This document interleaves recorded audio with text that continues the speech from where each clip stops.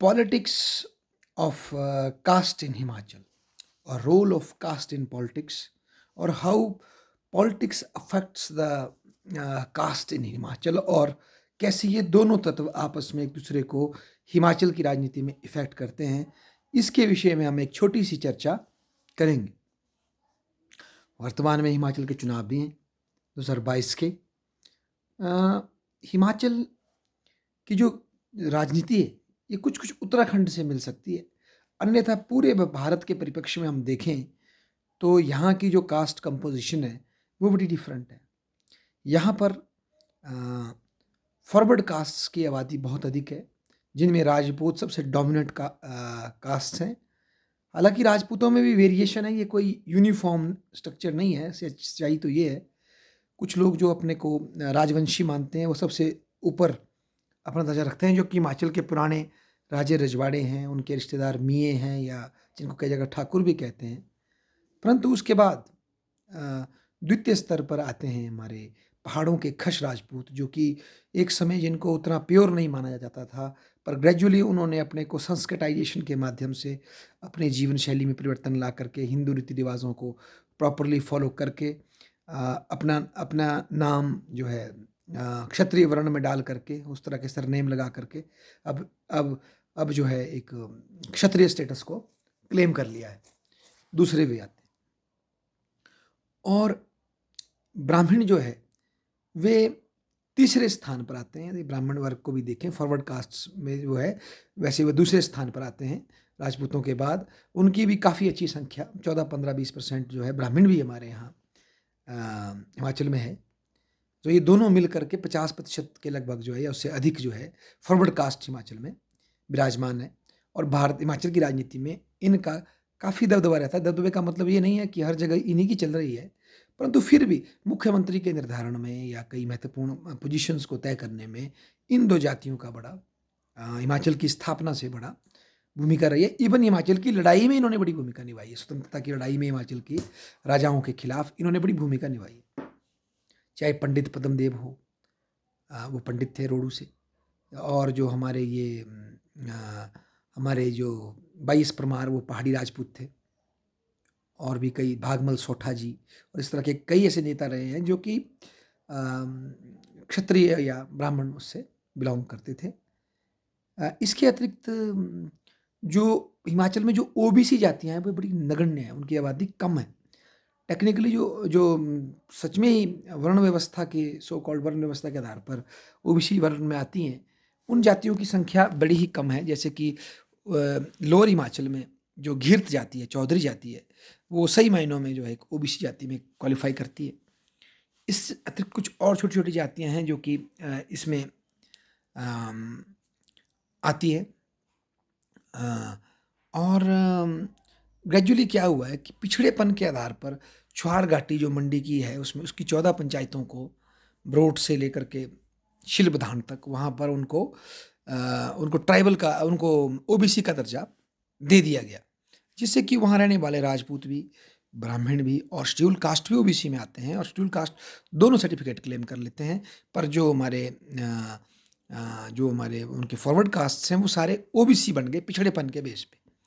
इसी तरह से सिरमौर क्षेत्र में जो ब्राह्मण जाति के लोग जो भाट हैं उन्हें भी ओबीसी का दर्जा मिला हुआ है। कुल्लू क्षेत्र में कई पंडित हैं, जैसे आचार्य, इस तरह के जो पंडित हैं और हमारे नाथ संप्रदाय के जो लोग हैं वे ओबीसी के दर्जे में आते हैं। तो ओबीसी जातियों की संख्या न्यूमेरिकली कम है हिमाचल में as compare to all India level, जहाँ ये सबसे ज़्यादा पाई जाती हैं, सबसे ज़्यादा इनका हिस्सा है आबादी में, पर हिमाचल में कम है। और मज़े की बात है, पंजाब की तरह ही हिमाचल में शेड्यूल कास्ट पॉपुलेशन बहुत अधिक है, और क्योंकि पिछड़ेपन के कारण, वैसे तो अभी स्थिति सुधर रही है, पर उसके कारण उनका growth rate as compare to forward caste ज़्यादा है। तो ऐसा लग रहा है जल्दी उनकी आबादी 30% को भी ओवरटेक कर लेगी कुल आबादी का। और शेड्यूल कास्ट भी कोई एक मोनोलिथ नहीं है, जैसे कि मैंने बताया फॉरवर्ड कास्ट नहीं है, उसी तरह से शेड्यूल कास्ट में भी कई जातियाँ पाई जाती है, पर सबसे डोमिनेंट जो जाति है संख्या के हिसाब से वह हमारी कोली जाति है। और कोली जाति जो ट्रेडिशनली खुद को क्लेम करती है क्षत्रिय वंश से, अपने को वो क्षत्रिय मानते हैं। लोकल परंपराओं में वे स्वयं को छोटे राजपूत का शब्द यूज़ किया जाता है, परंतु कोली जाति के जो मुखिया रहे हैं आज़ादी से पहले के हिमाचल में, उन्होंने क्षत्रिय वंश को क्लेम किया है। इसके 2 केस भी विराजमान हैं लाहौर हाई कोर्ट में। एक कांगड़ा के कोली समाज ने किया था और एक बिलासपुर के और एक मंडी ने, शायद मंडी और बिलासपुर है शायद, उन्होंने केस किया था और जीता था कि उन्होंने ये क्लेम किया था कि 1935 में जो हमें शेड्यूल कास्ट में रखा जा रहा है, हम शेड्यूल कास्ट में नहीं, हम फॉरवर्ड कास्ट हैं, हम क्षत्रिय हैं। और वो केस जीत भी गए थे।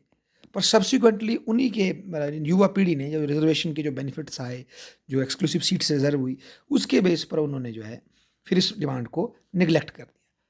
पर ट्रेडिशनली उनका ये दर्जा रहा है सदा कि हम जो हैं एक क्षत्रिय कास्ट हैं। हालांकि वो अभी व्यवस्था में उनको एससी वर्ग में रखा गया है। उसके अतिरिक्त इसमें हमारी चमरकार जाति भी बिलोंग करती है। उनकी आबादी थोड़ी कम है पर काफ़ी पढ़ी लिखी और ओवर द काफ़ी संगठित और अवेयर जाति से वे संबंध रखते हैं। हालांकि संख्या उनकी थोड़ी कम है। इसके अतिरिक्त और भी कई जातियाँ हैं, जो छोटी जातियाँ हैं शेड्यूल कास्ट की, जो कि जो पहाड़ों में जो कार्यों का जो आवंटन था, कोई लोहे का काम करना है, कोई किसी और चीज़ का काम करना है, कोई कोई वाद्य यंत्रों का काम करना है, उसके हिसाब से जातियाँ हमारी बटी हुई थी कार्य के हिसाब से। उसमें जन्म को डाल दिया गया बेशक, पर कार्य के हिसाब से उन जातियों को डिलिनेट किया गया था। अब इसमें चेंज और चर्निंग आई है over the period of time और 60 सालों में हिमाचल में बहुत ही डायनामिक परिवर्तन आया। हालांकि हम ये नहीं कह सकते कि जातिगत भेदभाव विद्यमान नहीं है, वो हो विलेजेस में ज़्यादा हैं, परंतु परिवर्तन की जो एक छटा है वो स्पष्ट दिखाई दे रही है हमारी हिमाचल की पॉलिटिक्स में। और जाति बड़ी महत्वपूर्ण भूमिका निभाती है, जैसे मैंने आपको बताया। वर्तमान में देखें, हिमाचल के जो बीजेपी के पार्टी अध्यक्ष हैं हमारे राजगढ़ से सुरेश कश्यप जी, उनका अध्यक्ष बनने का एक बहुत बड़ा कारण है बीजेपी की जो एक आउटरीच है शेड्यूल कास्ट वोटर्स के प्रति। जो उसकी ट्रेडिशनल एक इमेज थी कि बीजेपी जो है शेड्यूल कास्ट को फेवर नहीं करती, अपर कास्ट पार्टी है, तो उसको चेंज ओवर करने का बड़ा सीरियस प्रयास बीजेपी ने किया है और काफ़ी पहले से बीजेपी इस तरफ लग रही है, क्योंकि उनका ये मानना है कि जो ट्रेडिशनली कांग्रेस के वोटर कहे जाते हैं, अगर इसमें हम एससी वोट में हम सेंध लगाते हैं तो हमारी पावर जो है और ज़्यादा स्टेबलाइज हिमाचल में हो सकती है। तो ये एक प्रयास उनका रहा है। ट्रेडिशनली कांग्रेस के वोटर होने के पीछे एक तो जो नेशनल लेवल पे कांग्रेस की पॉलिसी थी वो भी कारण है शेड्यूल कास्ट के। दूसरा कारण मुझे लगता है जो ओबीसी और जो शेड्यूल कास्ट जातियाँ कांग्रेस की फेवर में गई, वो हिमाचल में जो लैंड रिफॉर्म हुए और उनका चाहे 1954 में हो या 1972 में हो, उसका ज़्यादा लाभ जो है, ज़्यादा नहीं तो एटलीस्ट बेसिक लाभ तो उनको मिला। उनको कुछ तो ज़मीनों पर उनके हक हकूक बने। कोई नौतोड़ की पॉलिसी जो 68 में आई, हालांकि उसका लाभ कई ताकतवर लोगों ने भी उठाया और ये दिख रहा है आज भी, मिसयूज़ हुआ है, कोर्ट ने भी इसका निर्देश दिया है, पर फिर भी कई गरीबों को भी उसमें लैंड होल्डिंग मिली। तो इसका वजह से भी ट्रेडिशनली और रिजर्वेशन पॉलिसी से इसको कांग्रेस ने जिसका श्रेय लिया, जो शेड्यूल कास्ट हमारी या ओबीसी जातियाँ जो थी वो प्रो कांग्रेस रही हिमाचल की राजनीति में। हालांकि अब टाइम के साथ इसमें भी क्या हो रहा है, चर्निंग आ रही है और हिमाचल की राजनीति में जाति की भूमिका हालांकि प्रत्यक्ष रूप से ना दिखे, पर अंडर करंट बड़ा स्ट्रॉन्ग है जाति का। और हमारे कुल्लू जिला में तो हम देख रहे हैं आज एक बहुत बड़ी मतलब परिवर्तन है जिसे हम देख सकते हैं। इसको कैसे भी देखा जा सकता है, पर अगर एक समाजशास्त्री के रूप में देखें, तो एक पॉलिटिकल साइंस के छात्र के रूप में देखें, तो जो राम सिंह जी कुल्लू में इस वक्त इंडिपेंडेंट खड़े हैं और पिछले 2-3 साल से जो 2-3 टर्म से जो वो आरएसएस के थ्रू जो उनका कद बढ़ा है, और अब तो वो कुल्लू में ओपन सीट पे राम सिंह जी खड़े हैं एक दावेदार के रूप में। तो ये एक तरह की मैं कहूँगा कास्ट की असर्शन है, इसको राम सिंह को ऐसा माना जा सकता है, जो ये दिखाना चाहते हैं कि भाई हम अपने सशक्त हैं और हम फाइट कर सकते हैं किसी के साथ भी। ये राम सिंह जी का एक मतलब उनका जो ये रोल आया है कुल्लू में, ये दिखाई दे रहा है इससे।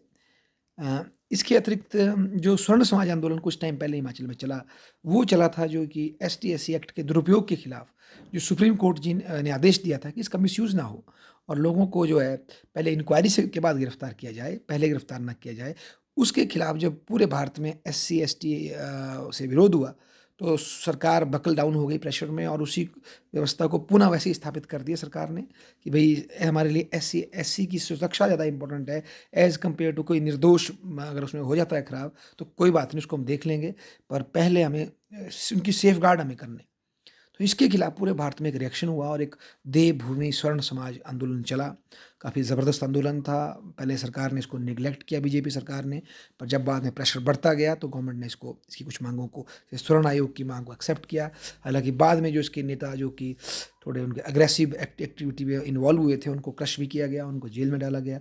हालाँकि उसके बाद एक स्वर्ण समाज की असर्शन भी हिमाचल में बाहर आई है, जो कि काफ़ी ज्वलंत है। हालाँकि ये थोड़ी वीक हुई है क्योंकि जो 10% रिज़र्वेशन शेड्यूल स्वर्ण जातियों को, के गरीब लोगों को मिला है, उसकी वजह से अब इसमें उतनी उतनी ज़्यादा मारक क्षमता टूटी है इसकी, क्योंकि गरीबों को जो मिल गया है रिज़र्वेशन स्वर्ण जातियों में, अब वो कितना किसको मिला वो दूसरी बात है, पर मिला है। तो उससे थोड़ी-सी अब इसकी मारक क्षमता हिमाचल में थोड़ी-सी कम हुई है। पर इसको हम ये नहीं कह सकते कि स्वर्ण जातियों में कास्ट कॉन्शियसनेस मॉडर्न सेंस में, एक तो भेदभाव के सेंस की बात नहीं कर रहा मैं, मॉडर्न सेंस में इकट्ठे होकर अपने हक के लिए लड़ने वाली जो कॉन्शियसनेस है वो हिमाचल में आ गई है। ये तो हमें मानना पड़ेगा। तो ये हिमाचल की कास्ट की चर्निंग है, बहुत ही महत्वपूर्ण है। और आप देखिए कि आने वाले समय में ये शिफ्ट होगी और मुझे लगता है जितनी ज़्यादा कास्ट की राजनीति हिमाचल में बढ़ेगी, कास्ट बेस्ड इशू उठेंगे, ये उतना ही अच्छा है, क्योंकि यही ग्रेजुअली जो है कास्ट की पॉलिटिक्स में रेलेवेंस को ख़त्म करेगा। और ये तब तक रहेगी जब तक समाज में एक स्तर पर जातिगत भेदभाव रहेंगे, जातिगत डिस्क्रिमिनेशन रहेगा।